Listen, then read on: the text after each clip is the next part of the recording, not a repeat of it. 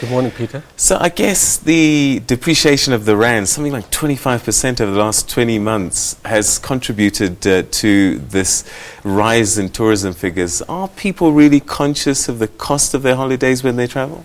Of course they are. Yeah. I think at the end of the day, when people go on holiday, they use their discretionary disposable spend.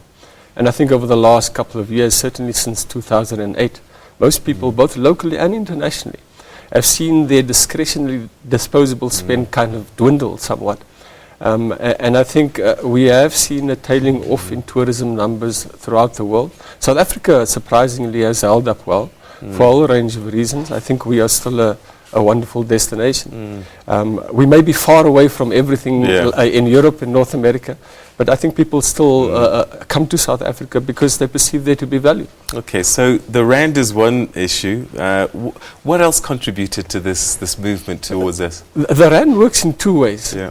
First of all, a weaker rand means that it's cheaper for foreigners to come to South Africa.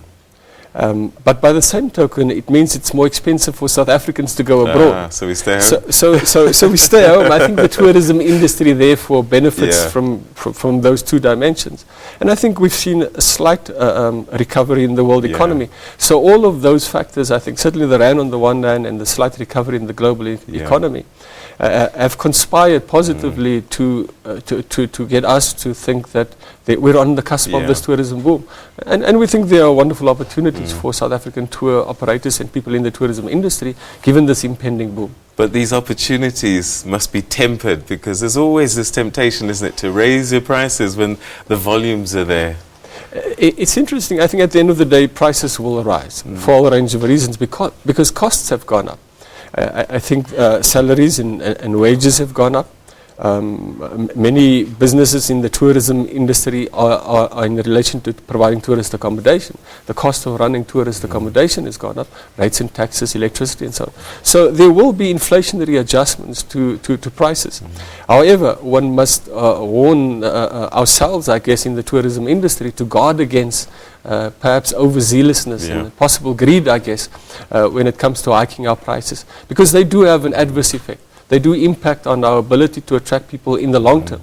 If you're in if you see yourself as being in the tourism business for 1 year only, then you may be tempted to be greedy and take as much as you can. But if you are planning to be in the tourism industry for the long run, you want to build up a business with wonderful services, and you want your services to be seen as affordable and value laden. This should be an opportunity for SMMEs. How can they climb into this opportunity? The tourism space is wonderful because it's not capital intensive. So many people can start up something within the tourist industry, from a tour operator, tour guides, for example, to even accommodation providers like bed and breakfasts.